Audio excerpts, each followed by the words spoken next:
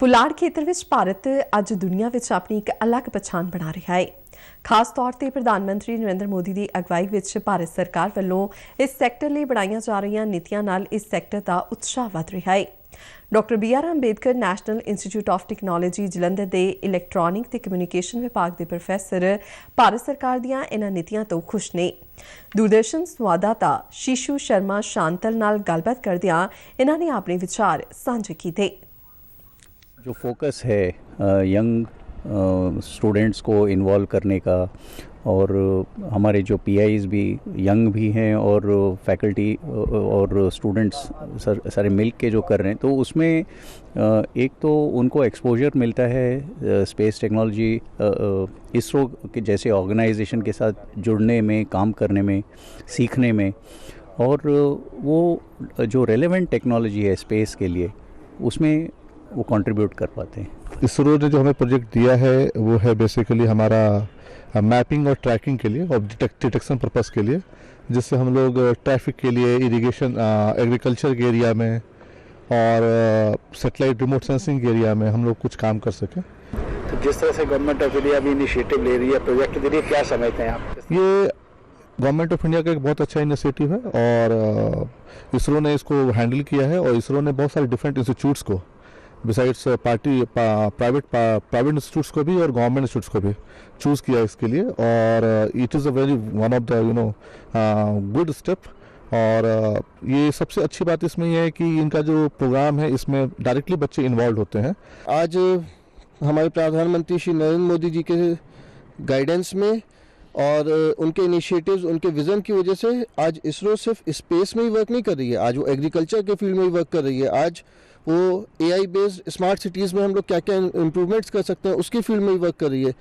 Particularly अगर जैसे मैं बात करूँ, डिजास्टर मैनेजमेंट में भी काम कर रही है, और साथ ही साथ बहुत अलग अलग ऑर्गेनाइजेशन जैसे नासा के साथ में मिलकर के इसरो अपना एक सैटेलाइट लॉन्च करना जा रहा है, जो कि रिमोट सेंसिंग में बहुत हेल्पफुल होगा, खासकर डिजास्टर की एनालिसिस करने के लिए, उसके मैनेजमेंट करने के लिए। तो ओवरऑल अगर मैं बोलूँ तो इसरो बहुत सारी एजेंसीज़ को, बहुत सारे इंस्टीट्यूट्स को, प्राइवेट सेक्टर के भी इंस्टीट्यूट्स और ऑर्गेनाइजेशंस को सबको फंड करिए। जैसे स्टार्टअप इंडिया है और R&D से जैसे हमारे स्टूडेंट यहाँ पे जो सीखते हैं, तो हम उनको इस तरह से ट्रेन करते हैं कि इंडस्ट्री और एक प्रोजेक्ट स्पेसिफिक और प्रोडक्ट स्पेसिफिक वो अपना योगदान दे सकते हैं। तो वो आगे जाके वो इंडिपेंडेंटली भी अपना स्टार्टअप शुरू कर रहे हैं यहाँ से सीख के। तो R&D एक्टिविटी जितना बढ़ेगा तो देश में उसका योगदान होगा ही, नई चीज़ें बनाने में और देश को आगे ले जाने में। सैटेलाइट 'ਚ कम्यूनीकेशन वास्ते सानू चिप्स की रिक्वायरमेंट होंदी है, तो चिप्स तेरे साउथ ग्राउंड ते भी होंदे आ, चिप सैटेलाइट 'ਚ भी होंदे आ। बेसिकली तुसी जो भी वीडियो देखते हो वो सैटेलाइट के थ्रू अगर जा रही है तो चिप्स की रिक्वायरमेंट पैंदी आ। पहला मेन जिहड़े चिप्स होंदे सी साडे इंपोर्ट होंदे सी, हुण इसरो नाल मिल के आपां जिहड़े चिप्स ना इंडिया 'चों डिज़ाइन कर रहे हैं, ताकि आपां मेक इन इंडिया 'ਚ बना सकीए। तो चिप्स की डिज़ाइनिंग आपां करते हैं, तो इसरो सानू फैब्रिकेशन वास्ते सपोर्ट करता है, ताकि जिहड़ा बाहर से तेरी डिपेंडेंस हैगी है साडी वो कट जाए।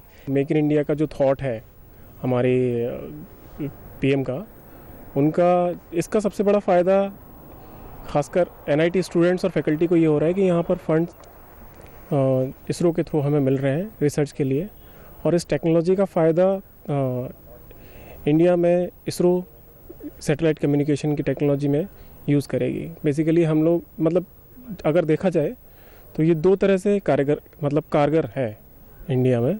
पहली चीज़ तो ये है कि हम यहाँ पर जो कंपोनेंट हम लोग जो डिज़ाइन कर रहे हैं वो हम पहले बाहर की कंट्रीज़ से प्रोक्योर करते थे, तो पहली चीज़ तो ये हो जाएगी। दूसरी चीज़ ये है कि हम लोग जो स्टूडेंट्स रेडी कर रहे हैं, जहाँ पर स्टूडेंट जो इस काम को सीख रहे हैं, वो आगे भी इस काम को आगे बढ़ा सकते हैं।